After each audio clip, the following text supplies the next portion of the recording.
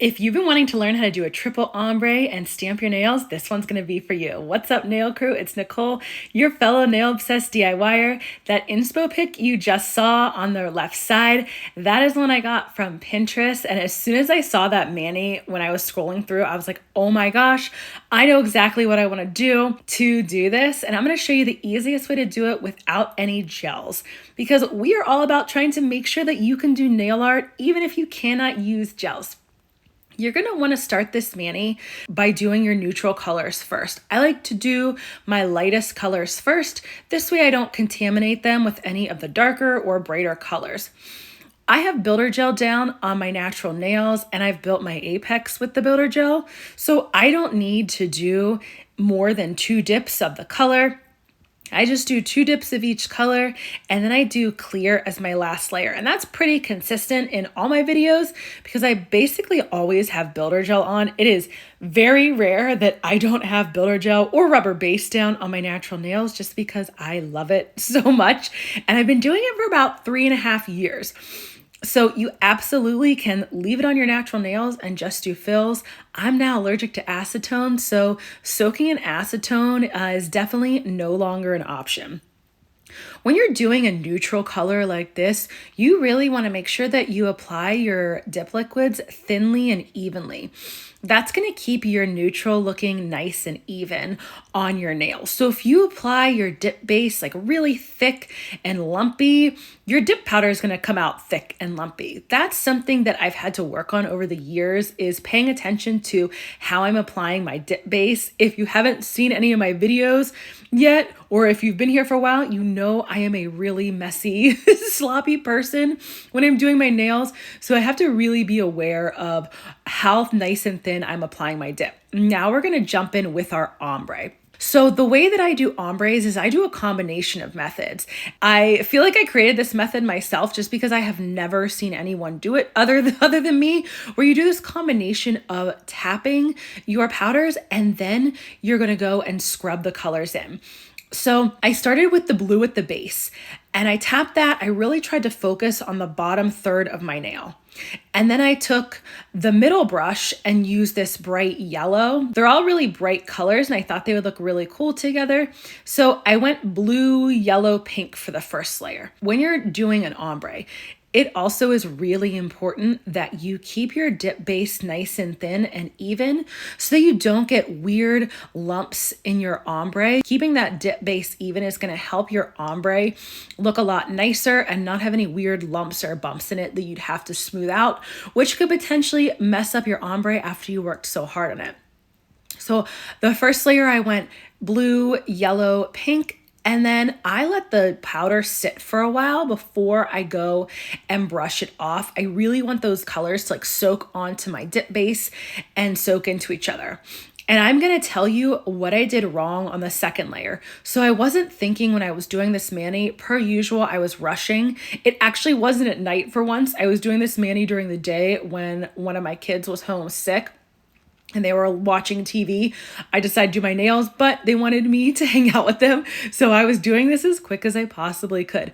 What I should have done on the second layer was I should have started with the yellow. So you can see on my nail, on my pinky nail, that I only have 1 layer on. The yellow isn't popping a ton. So I should have started with that first on the second layer, and it would have given my nails a better blend and the yellow would have popped more. That's something to always like be watching when you're doing ombres, especially if you're doing a triple ombre. You want to look at like what color is popping the least, and that's the one you want to start with for your second dip layer. So I should have done yellow, then pink, then blue, but I didn't. And by the time I realized it, I was on my thumb. I had already done my pointer and my pinky for 2 layers. So I was like, okay, it's too late. We'll just have to really work on scrubbing the colors in nicely. So the method is the same for a triple ombre. When you're doing just 2 color ombre, you still want to tap the colors right onto your nail, and you really focus on, for the second layer, you don't want to do the colors in the same order that you did the first layer, and you want to focus on making sure that your colors overlap each other a little bit. So now you can see like on my second layer, as I'm gonna go and brush it off, it's not as blended as some of my other ombres look. And that's because I didn't start with the yellow first. So the solution to that, what I always do when I'm doing a solid color ombre, is I grab the ombre brush and start scrubbing the color in. And that typically gives you a better blend on your colors. Since the yellow was the one that needed to pop the most, I kept scrubbing the yellow, trying to really get that to blend down, and then doing a little bit of the pink where it ombreed into the yellow to try to like get that to look like a smoother transition. And based on that first picture that I showed in the beginning, using these three colors together, the blue and the yellow would create green, and then the yellow and the pinkish red would create orange. So I really was like trying to scrub right on the lines of where the ombre was so that I could see some green popping through and then some orange. And it actually really worked. So next time I want to do colors like this, I would definitely make sure I'm paying attention a little bit more to what color I'm doing second so I could get a better blend on the second layer of the ombre. And you could see me just going over and over with the yellow, trying to get it to really blend the pink a little bit better. The pink was so pigmented that I felt like it was standing out a lot versus the yellow to blue ombreed a lot better together. But you know, every time I do my nails, I remember something else. I learned something new, like even doing it, you know, for over 4.5 years. This summer will be 5 years that I've been doing my own nails. It's always learning. So I don't know. I personally like to be really laid back about what I'm doing on my nails because I'm not a professional. I'm not a nail tech. I'm not doing this 5, 6, 7 times a day doing manis. I'm doing this, you know, once a week, maybe once every 4 days doing my nails.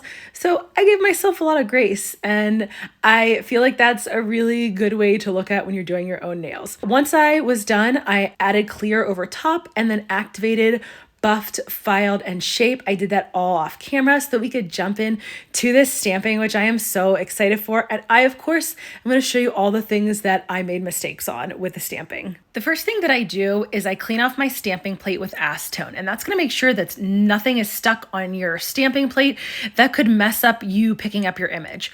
Then I like to take a lint roller and roll all of my stampers that I plan to use over that, just to make sure for the stampers, nothing is stuck on those and they're nice and clean. Now, I tried using a new cuticle like liquid latex thing, but it's a latex free. And let me tell you, that blue stuff, it was off Amazon and it was an absolute disaster. It was clumping and gross. And I literally had to like drag it off my nails after the mani was done. So 10 out of 10 would not recommend that. I won't even add that one into my description. I am trying 2 other latex-free cuticle guards for stamping, so TBD on how those turn out.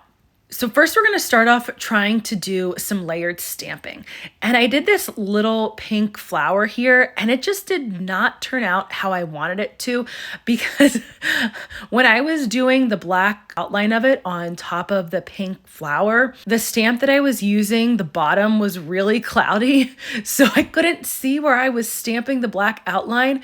And I thought, well, forget this. Like it was really off when I put it onto my nail. I thought I'm just going to do reverse stamping of this flower and then I can color it in. So I worked on doing the black outline of the image so that I could then go in and color it in after they all dried. So I think I did 4 of those little black flowers, and I ended up not showing the one because when I went to put it on my nail, I knocked it off of my table and it fell on the ground and the stamp stuck to the ground. So I ended up only being able to use 3 of those little stamps. Now I'm trying a layered stamp on my ring finger, and that one went way better. So for me, using an image that's a little bit bigger for the layered stamping tends to be easier because it's just easier for your eyes to see. And the nice thing now that my nails are long, which I actually have no idea how long it will last with long nails, I'm already tired of them. I just really love short nails now. I went through quite a few years of only wanting long nails, and now I'm kind of over it. When you're doing layered stamping, you definitely want to make sure that your stamp is clean, not just on the top of the stamp, but on the bottom, so that you can lay your second or third, however many layers you're doing, you can lay all those images really nicely and be able to see what you are doing. So that's something that I just wasn't paying attention to when I was trying to do the layered stamps on my middle finger, because these stamps that I was doing here as reverse stamping, they actually aren't meant to be reverse stamps, but there was enough of the image that was open that I figured, okay, we can still reverse stamp these.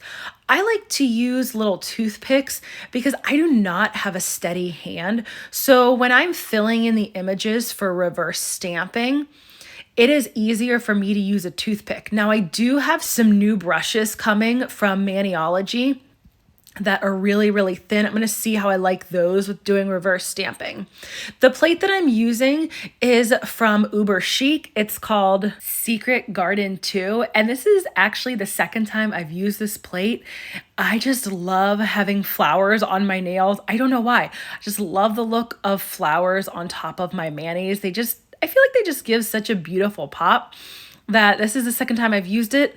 Plus, when you have a stamping plate that's as big as the one I was using for this mani, like, you have so many different flower options. Why would you not use it more than once? Okay, it makes sense to use your plates with all the different images multiple times. When you're doing reverse stamping, it's basically just coloring in with stamping polish. And then once you've colored in all your images, then you want to let everything dry. And the more that you let it dry, the better it's going to stamp down on your nail. But the caveat with that is you need to have your sticky base be tacky. So if your sticky base that you put on is too dry, your reverse stamp is not going to stick. It's different when you're doing layered stamping, like I did on my ring finger, and then the green leaves on my middle finger. Reverse stamping, you don't want your image to be dry. You want your image to still be wet so it can stick to each layer of the stamping that you're doing. That's the difference between like regular stamping and layered stamping versus reverse. Reverse, everything needs to be dry. Regular stamping or layered stamping, you need that polish to still be sticky. This step here is an absolute must when you're stamping and using dip liquids to top coat. You want to put some kind of smudge-free top coat over your stamped images once they've dried. And then you have to let that smudge-free top coat dry, or else you're gonna do what I accidentally did. So I was being really impatient and I did not let my smudge-free top coat totally dry. I had a feeling it wasn't totally dry, but I was like, forget it. Like, I just want to get my top coat on, because if you let it fully dry, you can go in with your dip top coat in the exact normal steps that you would applying the activator and the top coat, depending on what dip liquids you're using. So because I didn't let my smudge-free top coat fully dry, what ended up happening is it kind of wrinkled up underneath the activator in the dip top coating steps here. And you can't see it in the video, but I could see it. The smudge-free top coat was real wrinkled, so I'm still looking at really wrinkly nails instead of nice smooth ones. That's why I always share all the mistakes that I make so that you can learn from them too. Now that you're excited about stamping, I have another really fun stamping process, double stamping. So check out this next video. Thanks for joining me.